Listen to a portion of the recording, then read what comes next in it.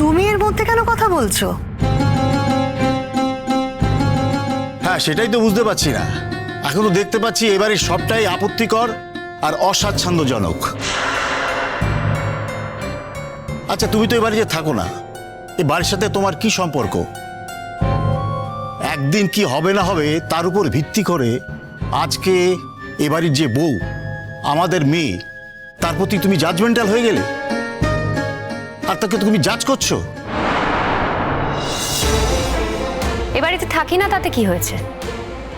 এখানকার পাড়া প্রতিবেশীরাও তো জাজ করতে পারে একদিন। তখন আপনারা কি বলবেন? যে আপনারা প্রতিবেশী, আপনারা কেন জাজ করছেন?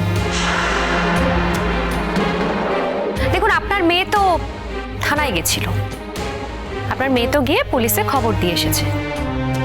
তো যে কোনো সময় তো পুলিশ আসতে পারে, পুলিশ এসে কাকিমাকে প্রশ্ন করতে পারে। তখন আপনারা কি বলবেন? তখন যদি আমরা সবাই বলি যে বাড়ির ব্যাপারে পুলিশ কেন এসেছে, পুলিশ কেন জাজ করছে, তখন কি বলবেন আপনারা? মানে ব্যাপারটা তো একই, তাই না? তুমি না অত্যন্ত বাচাল মেয়ে।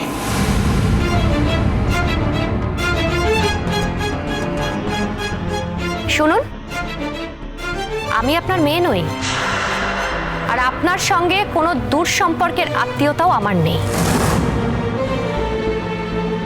তাই আমার ক্যারেক্টারিস্টিক নিয়ে আপনি কথা বলতে আসবেন না। আমি আপনাকে সেই অধিকার দিইনি। ছাড়ো ছাড়ো ছাড়ো, বাদ দাও। এরা ভীষণ অসভ্য ফ্যামিলি, এদের সাথে কথা বলাই উচিত না। কথা বলো না এদের সাথে।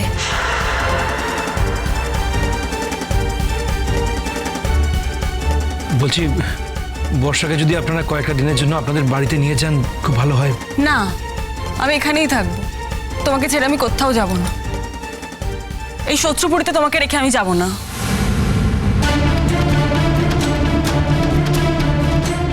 দেখুন দেখুন, আপনাদের মেয়ের শিক্ষা কিরকম একটু দেখুন। যে ছেলেটা এত উচ্চ দূরে এখানে থেকেছে, বড় হয়েছে, আমরা সবাই মিলে তাকে বড় করেছি, হ্যাঁ, তার মা তাকে মানুষ করার জন্যে তার সব শখ আল্লাহ ছেড়ে দিয়েছে। এই প্রথম সন্তানকে মানুষ করবে, তাকে বড় করবে, তাই জন্যে সর্বস্ব ছেড়ে দিয়েছে, সর্বস্ব ছেড়ে জীবনটা কাটিয়ে দিয়েছে। সেই বৌমাকে কিভাবে অপমানিত হতে হচ্ছে দেখুন আপনারা। আর আপনারা খালি ইন্ধন দিয়েছেন, খালি ইন্ধন দিয়ে যাচ্ছেন। আমি তো ভাবতেই পারছি না আমার মেয়ের দ্বারা এরকম কাজ কখনো সম্ভব। তার মানে তাকে কতটা উত্তেজিত করেছিল যে সে এই কাজ করতে বাধ্য হয়েছে। না, তার থেকেও বড় কথা যে থানা পুলিশটা একদিক থেকে হয় না। থানা পুলিশ হওয়ার হলে উভয় দিক থেকে হয়, দুদিক থেকেই হয়। আচ্ছা বুড়ি, তুই কেন চুপ ছিলিস বলতো? এতদিন এতবার এতভাবে তোকে অপমানিত হতে হয়েছে, তারপর তুই কেন থানায় যাসনি? কেন? না, তুই তো এখন বলবি যে তুই ছেলের বৌমার এগেনস্টে থানা যেতে চাস না, কিন্তু তোর ছেলে বৌমা তারা তো তোকে স্পেয়ার করছে না। তাহলে তো থানায় যেতে অসুবিধাটা কোথায়? পুলিশকে জানাতে অসুবিধাটা কোথায়? ডাকুক না পুলিশ। তোকে যদি পুলিশ ডাকে আমরাও তো যাবো তোর সঙ্গে। আমরা তো অনেক কিছু দেখেছি, অনেক ঘটনার সাক্ষী থেকেছি আমরা, সেগুলো তো বলবো পুলিশকে। অনেক আশা করেছিলাম তোমাকে নিয়ে, তুমি সব আশায় জলাঞ্জলি দিয়ে দিলে। তা আপনি ঠিক কি আশা করেছিলেন মাসিমা? হ্যাঁ, আমার মেয়েটা মার খেয়েও মুখ বুজে থাকবে, কাউকে একটা কথাও বলবে না। খুব বড় অন্যায় করে ফেলেছে না, থানায় গেছে। হ্যাঁ, তাহলে একটা মেয়ে তার সুরক্ষার জন্য কোথায় যাবে থানা ছাড়া? না, আপনি বলুন না কোথায় যাবে? তাহলে আমরাও যাব থানায়। হ্যাঁ, এতদিন ধরে যে তাকে অত্যাচার করেছে, আমরা নির্যাতন হয়েছি এতদিন ধরে, হ্যাঁ, তাহলে আমরাও যাব কেন? ওর মা বসে বসে চোখে জল ফেলবে বাড়িতে, সে থানায় যাবে? থানা যেতে যাচ্ছেন তো যান, যান না থানায় যান। থানা গেলেই তো হলো না, প্রমাণ করতে হবে। দেখো বাবা, দেখো মা, আমার গালটা কেমন মেরে লাল করে দিয়েছে দেখো। আরে আরে আমার মেয়েটা ফুলে গেছে আমার গালটা, দেখি দেখি। খুব মেরেছে আমার। আরে একদম বাড়াবাড়ি করো না বৌদি ভাই, তোমার কিছু গাল ফোলেনি। মা তোমাকে দুটো চড় মেরেছে, তারপর মা বারবার অন্যায় স্বীকার করেছে, ক্ষমাও চেয়েছে। আচ্ছা, তোমরা তো বাইরে থেকে খাবার এনে খেয়েছো তাই না? আমরা কিন্তু কাল থেকে কিচ্ছু খাইনি, আমাদের পেটে দানা পানি কিচ্ছু পড়েনি, জল পর্যন্ত খাইনি। এত কিছুর পরেও আজকে সকালবেলা উঠে মা তোমাদের জন্য রান্না করেছে। তোমরা না খেলে আমরা খেতে পারবো না। মা বারবার সেধেছে তোমাদের খাওয়ার জন্য।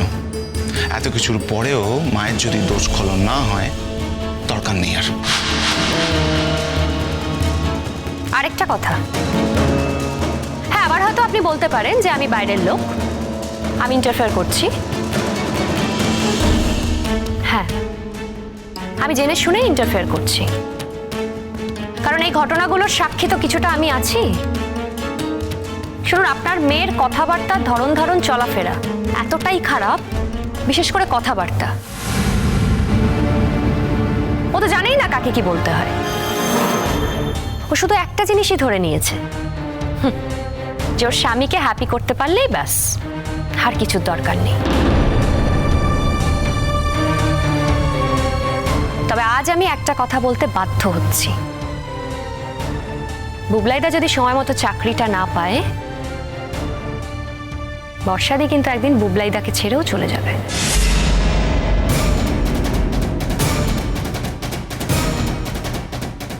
এই ব্যাপারে আমার অন্তত কোনো সন্দেহ নেই। সেদিন বুবলাইদা বুঝতে পারবে ওর আসল শুভাকাঙ্ক্ষী কারা। তুমি আজকাল কি পামিস্ট্রি করছো নাকি? তোমার চেম্বার টেম্বার সব ফেলে? না না, তোমার কথা শুনে তাই মনে হলো। এই যে তুমি বর্ষার ব্যাপারে সমস্ত কিছু জেনে গেছো। শোনো, তোমার জ্ঞান শুনতে না আমরা এখানে আসিনি, হ্যাঁ? আর আমাদের না, আমাদের এত জ্ঞান শোনার কোনো রকম সময় নেই, ধৈর্য নেই, আর কোনো ইচ্ছাও নেই।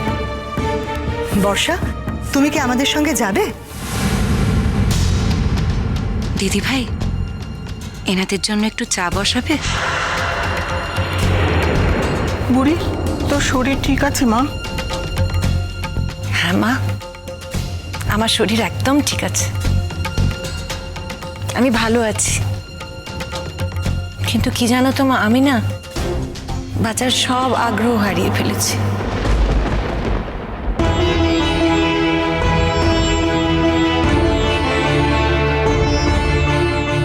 দয়া করে এই বিষয়ে আমার মেয়েকে দোষ দেবেন না। আপনি বাঁচার আগ্রহ হারিয়ে ফেলেছেন কারণ আপনার প্রাণের মানুষটা এখন এই বাড়ি ছেড়ে চলে গেছে, তাই না দিদি? ঠিক বললাম না? খবরদার, আপনার সাহস কি করে হয় আমাদের বাড়িতে এসে আমার বৌদি ভাইকে এইভাবে কথা বলা? যে সাহসে আপনার বৌদি আমার মেয়ের গায়ে হাত তুলেছিল, ওই ঠিক একই সাহসে আমি আপনার বৌদির ব্যাপারে এই কথাটা বললাম। আপনার যা করার আছে আপনি করে নিন। চ্যালেঞ্জ করে কোনো কথা বলবেন না, এখানে কোনো চ্যালেঞ্জের জায়গা নেই। আচ্ছা, এখানে এত বাড়তিকতা কেন হচ্ছে সেটা তো আমি বুঝতে পারছি না। বর্ষা যে কাজটা করেছে সে কাজটা তো ঠিকই কাজ করেছে। আজকের এই সময় দাঁড়িয়ে একটি শিক্ষিত মেয়ে মার খেয়ে মুখ গুজে পড়ে থাকবে, সেটা আপনারা ভাবলেন কি করে?